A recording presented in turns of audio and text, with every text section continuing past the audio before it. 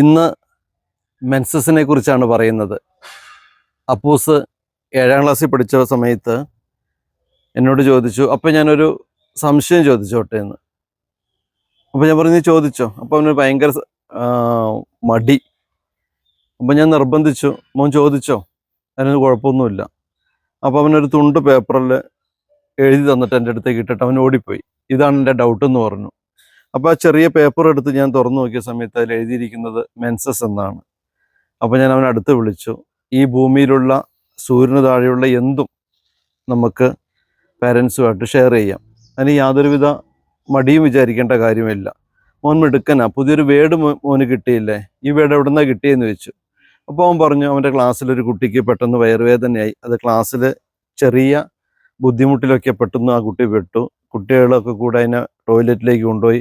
അടുത്ത ക്ലാസ്സിലെ ടീച്ചേഴ്സൊക്കെ കൂടെ വന്നു, ലേഡി ടീച്ചേഴ്സ് എല്ലാവരും കൂടെ സഹായിച്ചു. ആ കുട്ടിയുടെ വീട്ടിൽ നിന്ന് ആൾക്കാർ വന്നു. പിന്നെ ടോയ്ലറ്റിൽ നിന്ന് ഡ്രസ്സൊക്കെ മാറ്റിയാണ് ആ കുട്ടിയെ കൊണ്ടുപോയത്. ഒരാഴ്ച കഴിഞ്ഞിട്ടാണ് വന്നത്. അപ്പോൾ ക്ലാസ്സിൽ ആർക്കും അതിനെക്കുറിച്ച് ബോയ്സിനൊന്നും വലിയ ധാരണയില്ല. അവരൊക്കെ ഇങ്ങനെ ഒരുപാട് കഥകൾ പറയുന്നുണ്ട് അതിനെക്കുറിച്ച്. അപ്പോൾ അതൊന്നും ശരിയാണെന്ന് എനിക്ക് എല്ലാം തോന്നുന്നില്ല, അതുകൊണ്ടാണ് ചോദിച്ചതെന്ന് പറഞ്ഞു.